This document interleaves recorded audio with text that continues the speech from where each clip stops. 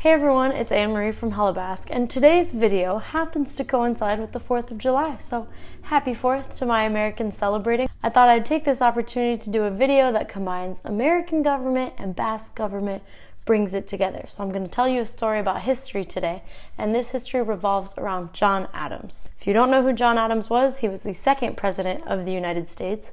But before he was president, before the United States was even a country, John Adams was just a regular old rebel who was sent to Paris in 1779 to try to forge an alliance between France and the United States against the British because things weren't going too well for the American side and they needed some help. So John Adams in 1779 sailed over to Europe, but on the way his ship came across some bad weather and was damaged, and they had to make an emergency landing in Galicia before they got to France. So instead of sitting around and waiting for his boat to be repaired, because God knows how long that was going to take, John Adams made the decision to carry on to Paris by land. Now that brought him all across northern Spain and to the Basque Country eventually. He wrote some diaries along the way, so we know kind of what he thought about the experience. The first leg through Spain, he was not impressed with what he saw.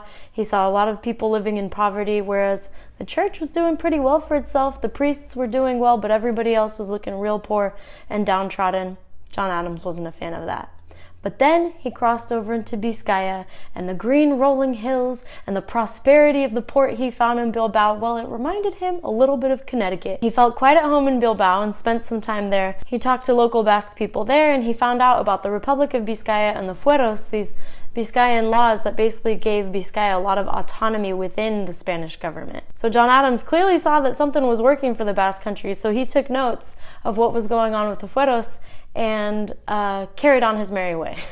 So he continued his journey through the Basque Country, up through Iparralde, and all the way to Paris. Now, fast forward nearly 10 years, 1787, the United States has won the war, they're a new country, they've drafted an initial constitution, John Adams was a part of that process, and when they were trying to figure out how to form the American government, John Adams brought some of his experience from what he learned in the Basque Country and brought it to the US. So in 1787, he published this book called, wait for it, A Defense of the Constitutions of the Government of the United States of America. And in this book, there's a chapter all about what he found in the Basque Country. If you're a history nerd like me and you actually want to read that chapter, I've got a link in the description below where you can find that book yourself if you want to read John Adams' original text. There's the cat. Don't mind her. What do you call it? What was I saying? Oh. Cat wants to say hi. Isn't she pretty? Guys, this is Lady. She's going to help us finish out this video. So there were 5 key things that John Adams saw in the Basque Country that he wanted to bring over into the Constitution of the United States and did ultimately make it to the American government. Now I'm going to read off this list because it's a lot to remember, so please forgive me. Lady, will you help me read? No. Here are things that John Adams learned in Biscaya that then made it into the U.S. Constitution. Number 1, that no person shall be treated inhumanely. 2, that a person's home is his castle. 3, that no search shall be made of a person's property without a search warrant. 4, that all shall be guaranteed a trial by a jury of their peers. And 5, that there be a separation of church and state. So these are the things that John Adams learned in Biscaya and brought over to the U.S. Constitution. All the English language articles I've read on this topic about John Adams and the Basque Country and his trip basically said nothing but good things. John Adams loved the Basque Country. He loved everything he found there. He was a big fan. He brought everything over to America. And as Basques, we tend to talk like that, don't we? We're so great. Everything we do is amazing. We're so special. Our language, our culture, our fueros, everything is the best. Well, I'm gonna keep it real here on Basque because I had to go and read his original text of what John Adams wrote about the fueros of Biscaya. And it was mostly very positive, but he did have a section, he literally wrote, Americans, beware. Don't bring this European stuff over to America. And that was that he found in Biscaya there were very strict requirements of who was legally able to be elected into office, and he was not a fan of these requirements. Cat. I'm sitting by the window, so I think she's enjoying watching the street scene.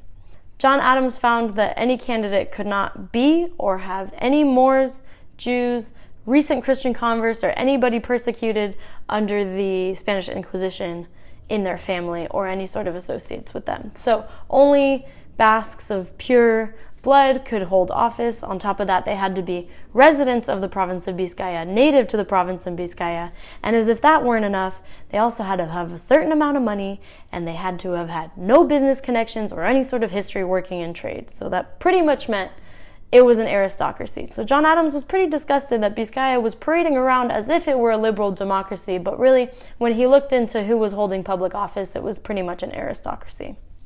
John Adams did not want that for America. So that was one word of caution he had. But overall, John Adams was a big fan of what he found in the Basque Country, and that affected how the U.S. Constitution was drafted.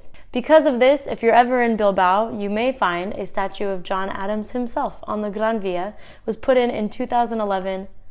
Oh, bye, lady. The statue was put in 2011, and it's a bronze bust of him, and underneath it's got a plaque with a quote from his book, the things that he wrote about Vizcaya, a very glowing review for Vizcaya. So Bilbao seems to cherish that John Adams connection. So I hope that was some interesting U.S. Basque history for you there on this 4th of July. If you want to learn more about the Basque Country and Basque people, subscribe to the Hella Basque YouTube channel. I'm bringing you new videos every Thursday. And in the meantime, you can keep up with my ramblings on different Basque topics all over social media at Hella Basque. Thank you so much for watching, and to my regular viewers, this was kind of a little bit of a different type of topic than what I've been talking about recently. So if you liked this U.S. Basque history connection, definitely leave a comment below and let me know so I can do more of these videos. Thank you so much for watching, and a happy 4th of July. I'll see you guys in the next video. Bye.